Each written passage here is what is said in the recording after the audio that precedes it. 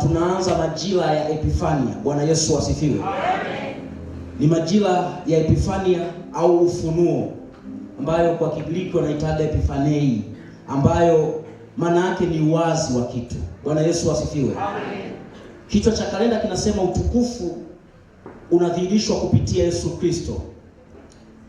Na watu wa Mungu, utukufu maana yake ni kitu ambacho kiko dhahiri, kiko wazi, kitu ambacho kinaonekana. Tukisema leo utukufu wa Mungu tumeuona kwenye ibada, maana yake tumeuona uwazi wa Mungu kwenye ibada. Kwa hiyo Epifania ambayo ni ufunuo, maana yake ni majira ambayo yanafunua kitu ambacho kilikuwa kimefunikwa, yanafunua kitu ambacho kilikuwa kimezikwa, yanafunua kitu ambacho kilikuwa hakiko. Na muasisi wa ufunuo Epifania ni Kristo Yesu mwenyewe. Ndio maana Yesu Kristo alipozaliwa amekuja kufanyika Epifania yetu, ufunuo wa maisha yetu. Maana yake amekuwa dhahiri kwenye maisha yetu. Na ndio maana ukisoma kitabu cha Yohana sura ya 1 na ule mstari wa 14, Biblia inasema naye neno alifanyika mwili akakaa kwetu. Angalia mekanizimu hiyo. Naye neno alifanyika mwili akakaa kwetu. Maana yake neno hakuwa mwili, ila alifanyika mwili. Kwa hiyo neno alifanyika Epifania ya kuja kuwa mwili. Maana yake neno alikuwa roho. Kwa hiyo paka Biblia inasema neno akafanyika mwili. Maana yake neno hakuwahi kuwa mwili. Neno alikuwa ni roho, akatoka kwenye hiyo dimension ya kuwa roho, akaja kwenye dimension ya kuwa mwili. Kwa hiyo neno ambaye alikuwa kwenye ulimwengu mwingine akaja kufanyika mwili. Huyo neno ni Yesu Kristo. Kwa hiyo hiyo neno ambaye alikuwa ni roho anakuja kwenye hali ya mwili. Ndiyo hicho kitu ambacho tunaita Epifania. Maana yake kitu ambacho kilikuwa hakionekani kwa jinsi ya mwili, lakini kinaonekana kwa jinsi ya mwili. Mtu wa Mungu, kwenye maisha haya ambayo tunaishi katikati ya sehemu mbili. Tunaishi katika hali ya ndani na katika hali ya nje. Yaani vyote hivi ambavyo unaviona, mambo yote haya ambayo unayaona yalianza ndani kwanza kabla hayajatokea nje. Hata hili jengo, designer ambaye alitengeneza hili hema akasema hili hema liwe hivi. Kabla hili hema lijawa hivi, hili hema lilikuwepo kwenye ufahamu wake, lilikuwepo kwenye akili yake. Hata mtu anayetengeneza hiki kitu anasema anatamani tengeneze meza ya aina fulani, maana yake ana idea ndani yake ya kutengeneza kitu fulani, lakini kukitoa hicho kitu kuwa halisi. Na ndio maana Biblia inasema naye neno akafanyika mwili. Maana yake neno hakuwahi kuwa mwili, akafanyika kwa jinsi ya mwili. Maana yake neno ambalo tunalisoma kwenye Biblia lisipofanyika mwili halijawa msaada kwetu. Maana yake kitu chochote ukiwa nacho ndani yako, kwamba mimi katikati ya 2026 nina plani ya kufanya kitu 1 2 3, usipofanya implementation ya vile vitu havijawa msaada kwako. Maana yake unaweza ukawa na idea nyingi ndani yako, lazima hivyo vitu viweze kutoka nje, viweze kuwa mwili. Hicho kitendo ndicho kinaitwa Epifania. Maana yake kitu kilikuwa kimefichwa, lakini majira ya ufunuo yanafunua kitu ambacho kilikuwa kimefichwa. Haleluya. Kwa hiyo kilichokuwa neno kikawa mwili, kilichokuwa mbinguni kikawa duniani. Na ndio maana huwa tunaomba ya kwamba mapenzi yako yatimizwe hapa duniani kama yalivyo mbinguni. Maana yake kile kitu ambacho kiko mbinguni tunaomba kiwepo na hapa. Maana yake kilichofichwa mbinguni tunaomba kifunuliwe na hapa kwetu. Lakini pia kilicho siri kinaweza kikawa wazi, ndicho kinafunuliwa. Kwa mpaka tunasema Epifania, maana yake hicho kitu kilifichwa, hicho kitu kilikuwa fumbo kwetu, lakini kimekuwa wazi. Ni mambo mangapi kwako mtu wa Mungu ni fumbo? Ni mambo mangapi kwako hayaonekani kabisa kwa jinsi ya mwili? Hayaonekani, imebaki kuwa ni idea tu kichwani mwako, imebaki kuwa ni mawazo tu kwako. Hayo mambo yanahitaji kuwa wazi, yanahitaji kutekelezwa na kuonekana. Haleluya. Sasa watu wa Mungu, Mungu anatamani vile vitu alivyotupa. Kuna vitu ambavyo Mungu alimekupa wewe, amenipa mimi, viweze kuonekana wazi. Na hata wewe pia una idea nyingi, una vitu vingi sana ambavyo unatamani viweze kuonekana nje, unatamani viweze kuwa dhahiri kwetu. Sasa kudhihirika kwa aliyojificha kuwa dhahiri ni mchakato. Kukitoa kitu kilichopo ndani kuwa nje, kutoa yale mawazo uliyosema katikati ya huu mwaka, mimi natamani nifanye 1 2 3. Tulikuwa tunafanya changizo la ujenzi wa kanisa. Kuleta kile kitu kiwe dhahiri ni mchakato. Hizi zote processes zilizokuwa zinafanyika hapo ni mchakato wa kuweza kufanya jengo liweze kutokea. Manake tuna idea ya kujenga jengo liko ndani, tuna mpaka ramani. Sasa ramani haiwezi kujijenga. Ni mchakato gani ambao utafanya hicho kitu kiwe ufunuo, kiwe epifania? Ndio hiyo michakato iliyokuwa inafanyika. Na sisi binafsi tunaweza tukawa na vitu vingi, tunatamani viwe wazi, viwe ufunuo, vitu vingi sana. Kuna watu wanahitaji afya, kuna watu wanahitaji watoto, vyote hivyo viwe wazi, viwe wazi. Kitu gani kinahitajika? Sasa watu wa Mungu, ukisoma kitabu cha Mathayo sura ya 3 na ule mstari wa 16. Mathayo sura ya 3, Injili ya Yesu kama ilivyoandikwa na Mathayo mtakatifu sura ya 3 na ule mstari wa 16. Biblia inasema, naye Yesu alipokwisha kubatizwa, mara akapanda kutoka majini, na tazama mbingu zikamfunikia, akamwona Roho wa Mungu akishuka kama ua akija juu yake. Na tazama sauti kutoka mbinguni ikisema, huyu ni mwanangu mpendwa ninayependezwa naye. Huyu ni mwanangu mpendwa ninayependezwa naye. Manake kuna watu ambao wanaweza wakawa na kitu ndani lakini hawakiishi nje. Huu ulikuwa ni utambulisho ambao unamtambulisha Yesu. Anasema huyu ni mwanangu mpendwa ninayependezwa naye. Manake dunia inawezekana ilikuwa haijui, na inawezekana na yeye alikuwa hauishi utambulisho wake. Tunaweza tukawa wengi hapa hatuishi uhalisia wa kwetu. Kuna maisha ya uhalisia ambayo Mungu anataka uishi. Kuna vitu ambavyo mbingu vinakujua. Yaani wewe mtu wa Mungu, mbingu inakujua kuliko wewe unavyojijua. Kuna namna ambavyo wewe unajijua, lakini mbinguni wanakujua zaidi ya wewe unavyojijua. Imagine, Biblia inasema, Yeremia anaambiwa, kabla sijakuumba nalikujua, na kabla sijakuweka tumboni mwa mama yako nalikujua. Yaani kabla mbegu haijawekwa kwenye tumbo la mama yake, Mungu alimjua. Yaani kabla hata mimba haijatungwa alijulikana kwa Mungu. Manake hata sisi, hata kabla hatujawaza kufanya chochote, Mungu ana idea ya hicho kitu ambacho una plan kufanya. Mungu anajua, yeye ni yote katika yote. Omnipresent God, omnipotent God, yupo juu ya vyote. Ana mawazo makubwa zaidi yetu sisi. Anaambiwa kabla sijakuumba nalikujua. Yaani kabla hujaumbwa alikujua.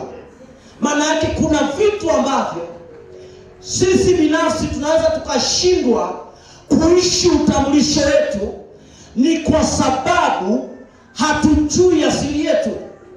Tunashindwa kukitoa kije nje, ni kwa sababu ndani hatujui tuna kitu gani. Unaweza ukawa unalia leo, lakini kumbe wewe umejawa na furaha ndani, hujui. Unaweza ukawa unateseka leo, kumbe wewe hujijui, ni mtoto wa Kikwete. Yaani unateseka, lakini siku ukijua, siku epifania yako itakuja, unasema kumbe mimi nilikuwa ni mtoto wa Kikwete na nilikuwa nateseka hivi. Maana yake utambulisho wako ulikuwa hujui.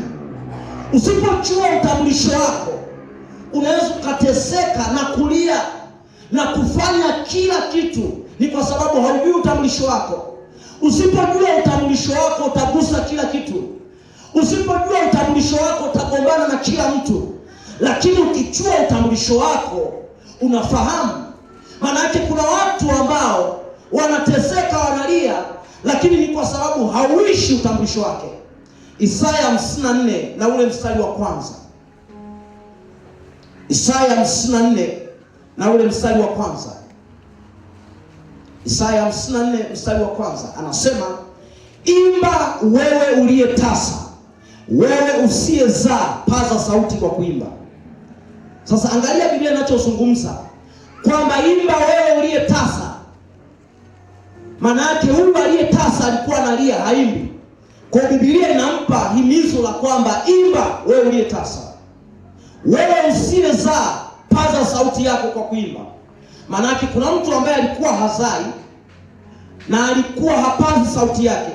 Kwa hiyo huu ni msisitizo na msisitiza kwamba paza sauti yako kwa kuimba, piga kelele, wewe usiyekuwa na utungu, maana watoto wake aliyeachwa ni wengi kuliko watoto wake aliyeolewa. Manake huyu mtu hana watoto, lakini mbingu zinajua na watoto. Manake yeye kwa jinsi ya mwili hana watoto. Kwa jinsi ya mwili anasema mimi ni mgumba. Kwa jinsi ya mwili anajiona yeye ni tasa. Huo ndio utambulisho wa kwake. Lakini hapa naambiwa piga kelele wewe usiyekuwa na watoto, kwa sababu watoto wako ni wengi. Manake utambulisho wake uliojificha haujui. Manake anahitaji epifania, ufunuo kuweza kufunua hicho kitu ili ile jambo liweze kuwa dhahiri. Na ndio maana ukipigwa kwenye utambulisho wako hauwezi ukafanya kitu kingine chochote.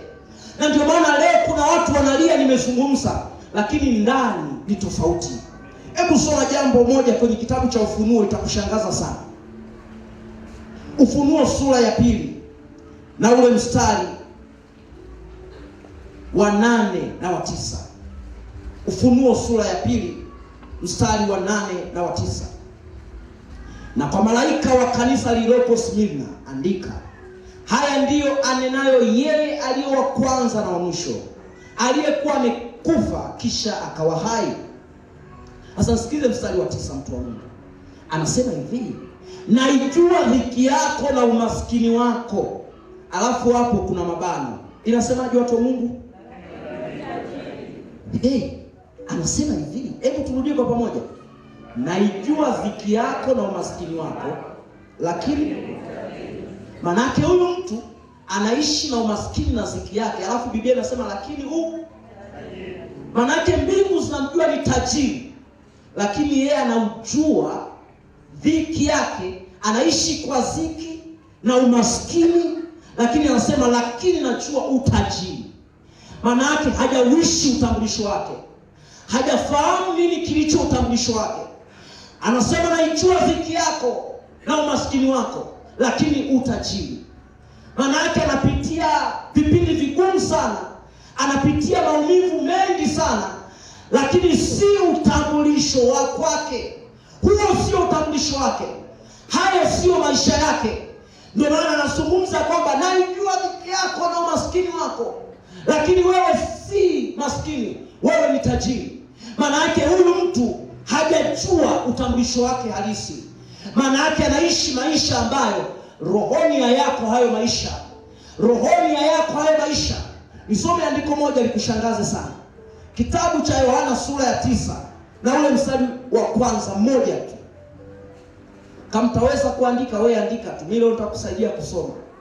Yohana sura ya 9 mstari wa kwanza anasema hivi, hata alipokuwa akipita alimuona mtu kipofu tangu kuzaliwa. Kipofu tangu wapi watu wa Mungu?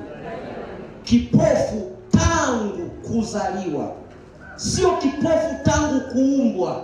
Elewa hilo mtu wa Mungu. Kipofu tangu kuzaliwa, imeonyeshwa beginning ya kitu. Mwanzo wake ni wapi? Upofu aliupata wapi? Alikuwa kipofu tangu kufanya nini? Manake tangu kwenye tumbo la mama yake, ila sio kutoka mbinguni. Manake kuna matatizo tunayapata tumboni, Kuna watu matatizo tunayapata duniani, lakini sio Mungu alituumba nayo matatizo. Yaani wewe Mungu alipokuumba, hakukuumba uweze kuumwa, hakukuumba uwe kipofu, hakukuumba uweze kuchuta maisha, hakukuumba uweze kuona kwamba wewe hauna thamani. Ndio maana azungumza mtu aliyekuwa kipofu tangu kuzaliwa. Biblia huwa haidanganyi, yani huwa haiongezi chumvi. Ikiandika imeandika. Kama imesema tangu kuzaliwa, ina maana yake. Maana yake huyu mtu kabla mimba haijatungwa hakuwa kipofu. Mimba ilipotungwa ndipo upofu ulimuingia. Maana yake kuna vitu vingi sana ambavyo tunaweza tukaanza navyo sasa, lakini sio asili ambazo Mungu ametupa. Kuna tabia ambazo mumeo anazo, mke wako anazo, si asili yake, si vitu ambavyo yeye anavyo. Asili yake hana hiyo tabia, asili yake hana hiyo mienendo. Unasema mbona mtoto wangu alianza vizuri? Hiyo sio tabia yake. Leo performance yake haiko vizuri, leo maadili yake hayako vizuri, lakini unasema mbona mwanangu hakuwa hivi? Haya mambo ameyatoa wapi? Haya mambo ameyatoa wapi? Kumbuka ya kwamba anasema alikuwa kipofu tangu kuzaliwa. Maana yake alipoumbwa hakuwa kipofu, lakini alipozaliwa alikuwa kipofu. Maana yake sisi tunategemea kuishi utambulisho wa mbinguni na sio utambulisho wa duniani. Na ndio maana hata kama kuna wakati kuna vitu vinaumiza, lazima ujiulize ya kwamba kwani mbingu inasemaje? Kwani mbingu inazungumza nini kuhusu mimi? Hata kama ninatukanwa, hata kama ninaonewa, hata kama ninaonekana ni wa chini, siwezi kufika level fulani. Kwani mbingu inasemaje? Mbingu iliyoniumba inasema nini juu ya maisha yangu? Mtu wa Mungu, ulipoumbwa na Mungu kuja hapa duniani, Mungu hakukutelekeza. Mungu yuko na wewe. Mungu yuko mahali popote. Yuko na wewe mahali popote pale. Na Mungu hajawahi kukuacha.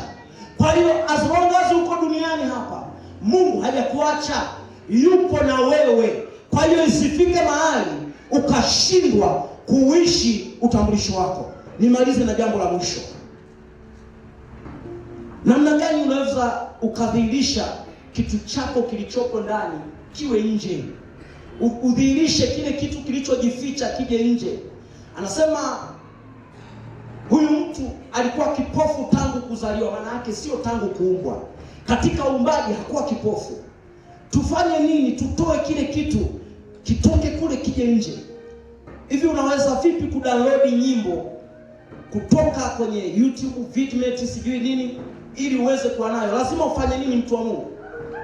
Ili download nyimbo kutoka YouTube, Vidmate, sijui nini, lazima ufanye nini? Uwe na bando.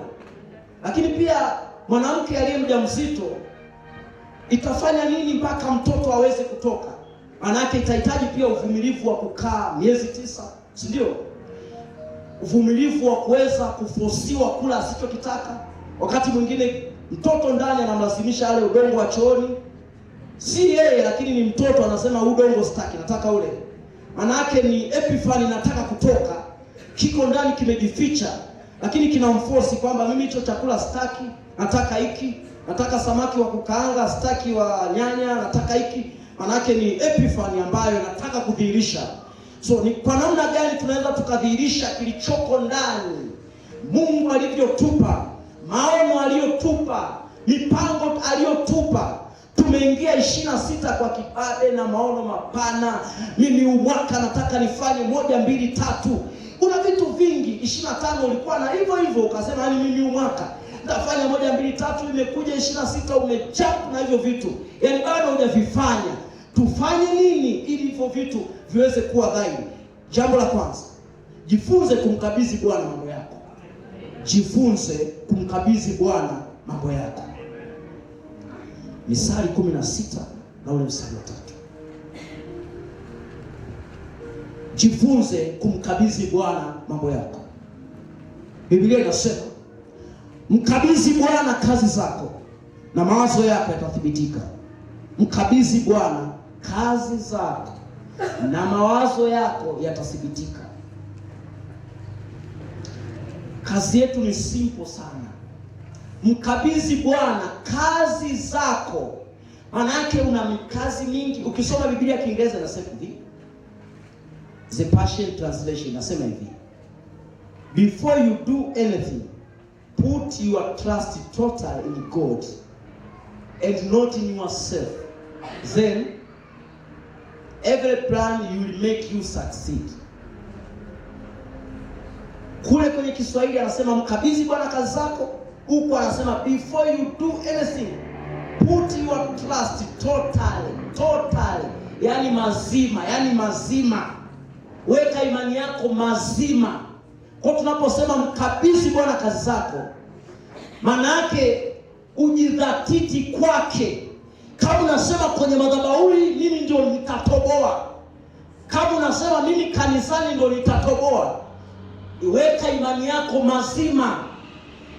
Yani kama unasema mimi kupitia Mungu mimi nitatoboa, kama unasema mimi watoto wangu wataperform lakini nitawapeleka kwenye madhabahu, yani hiyo imani yako iwe total, iwe thabiti, yani jiingize mazima.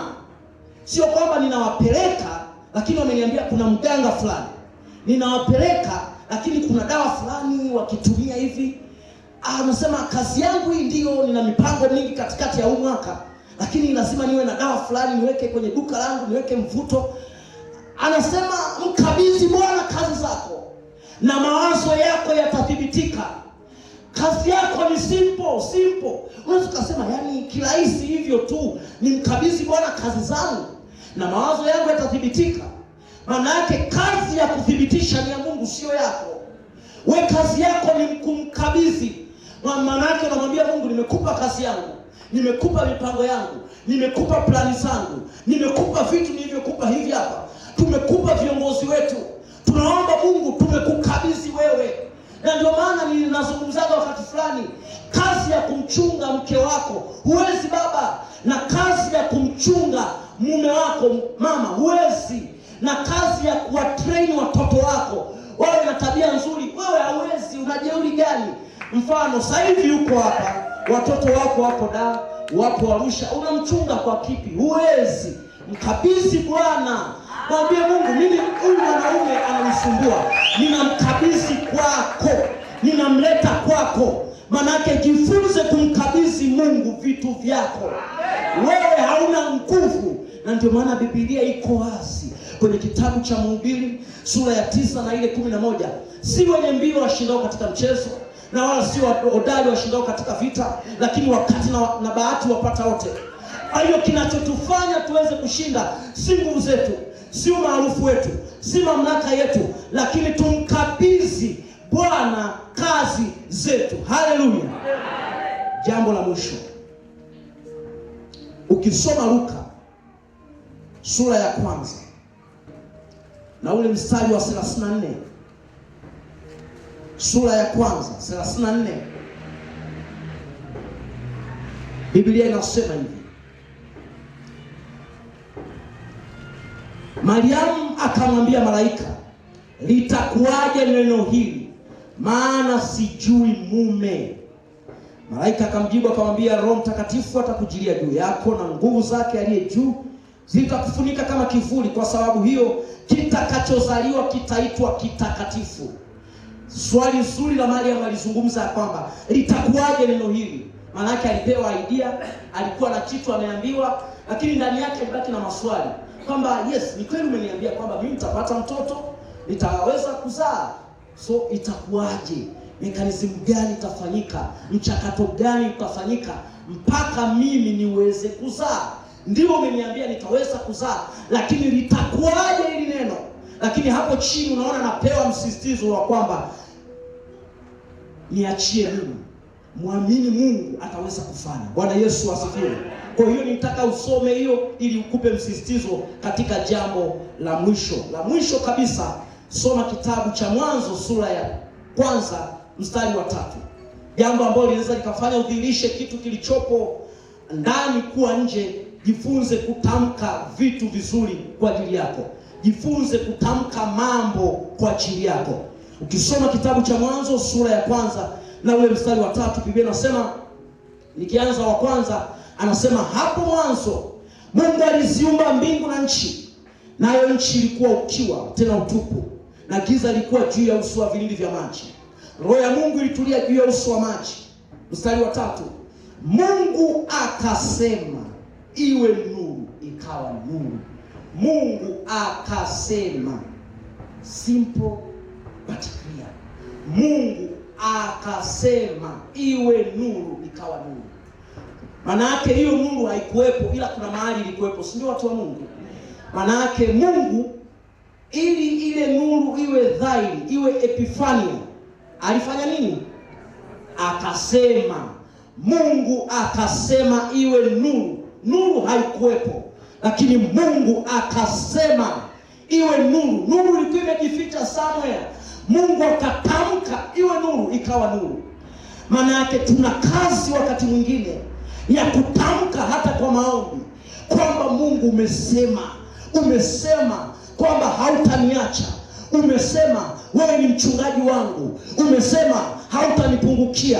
Umesema katikati ya giza nene utakuwa pamoja nami. Maana yake unasema kitu kilicho huko kiwe dhahiri na kiwe wazi kwenye maisha yetu. Unaweza kusimama mtu wa Mungu na kuabudu. Dada, naomba nisaidie wimbo, alafu tutaomba kwa pamoja kwa dakika kama 5 tu zinatosha.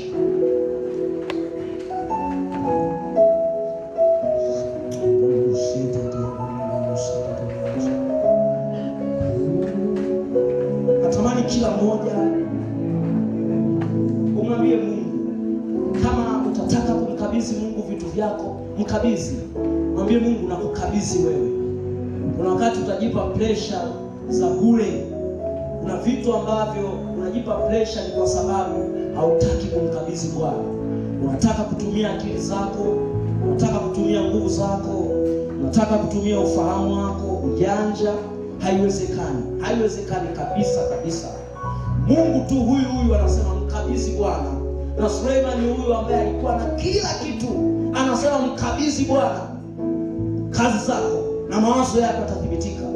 Maana yake uthibitisho wa maisha yetu na kila kitu ambacho tunahitaji kiweze kuwepo kwetu, anayeweza kukithibitisha ni Mungu baada ya sisi kumkabidhi.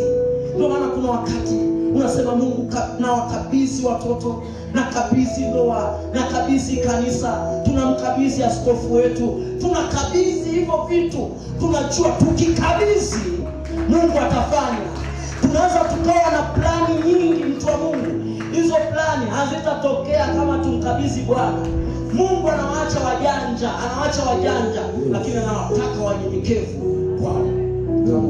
Can you sing for us?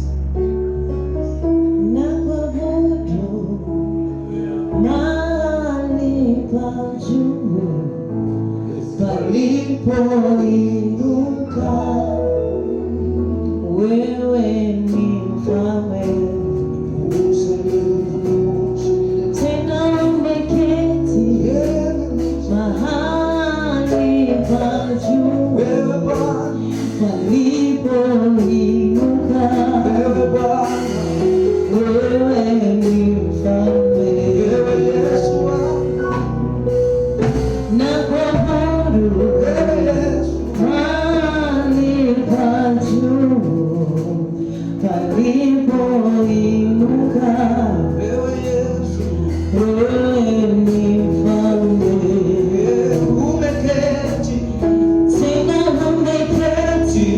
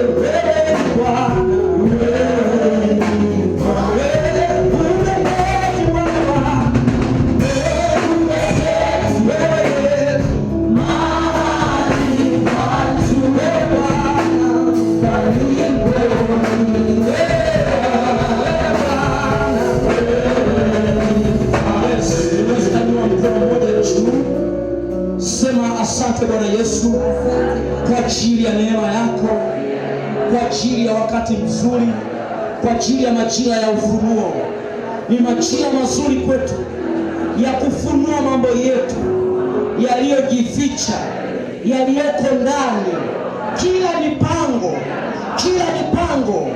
iliyoko ndani katikati ya haya majira inakuwa wazi. Katikati ya haya majira inakuwa wazi.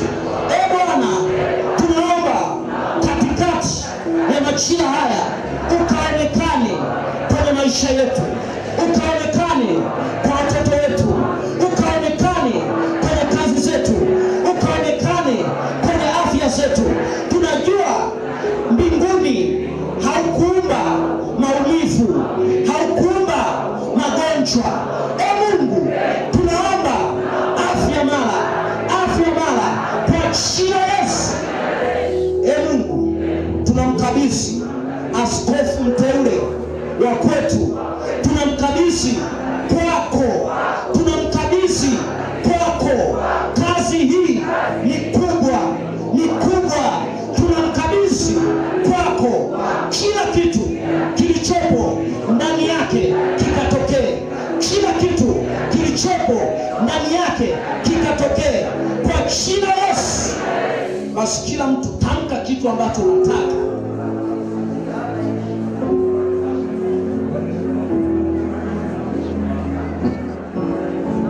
Baba, katika jina la Yesu, Mungu uliye mwaminifu, wewe ni Mungu ambaye umetuumba kwa namna nzuri, na umetuumba ili tuweze kuyafurahia maisha.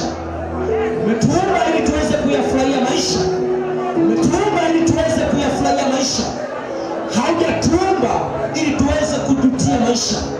Umetuumba ili tuweze kuyafurahia maisha. Ninaomba kwa ajili ya kila mmoja aliyeko humu ndani ambaye Bwana ana mipango mingi kwa ajili ya maisha, ana mipango mingi kwa ajili ya mwaka, ana mipango mingi kwa ajili ya familia, ana mipango mingi kwa ajili ya kila kitu. Pasipo wewe haviwezi kutokea. Pasipo wewe haviwezi kutokea. Pasipo wewe haviwezi kuwa dhahiri. Pasipo wewe haviwezi kuwa wazi. Tunaomba pia kwa watu ambao ni wagonjwa, uponyaji wako kapite. Tunaomba pia kwa watu ambao ni wagumba, ni tasa, ambao hawazai, tunatamka uponyaji wa kiungu kwenye matumbo yao. Tunajua hiyo sio asili yao, jambo jipya linakwenda kutokea katikati yao, katika jina la Yesu. Bado hujaomba mtu wa Mungu, katika jina la Yesu, katika jina la Yesu.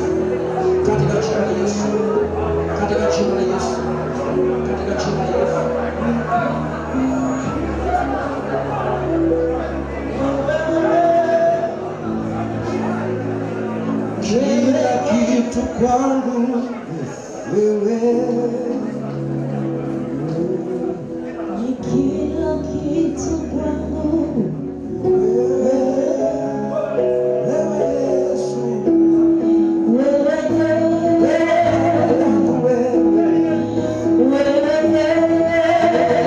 Yesu, ni kila kitu kwangu wewe.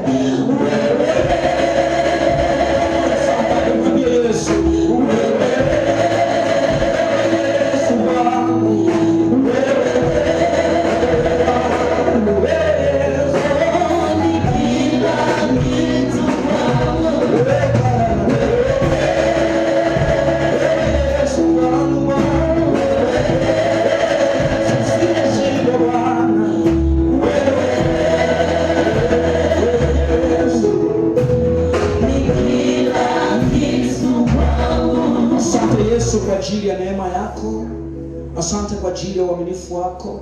Asante, umesema nasi kupitia neno lako, na umetufundisha kwa ukubwa, kwa namna ambavyo ulitamani tuweze kujifunza. Roho Mtakatifu, tunalishukuru na kuliadhimisha jina lako. Asante kwa ajili ya kila kitu ambacho kimetendeka hapa. Tunaomba aliyeingia humu asitoke bure, atoke na majibu ya kuweza kutembea naye. Na katikati ya majira haya mazuri ya Epifania ambayo tumeingia, tunajua ni majira ya utukufu mkubwa, kudhihirisha vitu, kudownload vitu kutoka rohoni kuja mwilini, vitu vilivyojificha kuwa dhahiri. Asante Mungu kwa ajili ya watu wako watakatifu hawa ambao kwa uvumilivu mkubwa walikaa kusikiliza ujumbe huu. Kwa Yesu Kristo Bwana wetu tukiomba na kuamini, amen.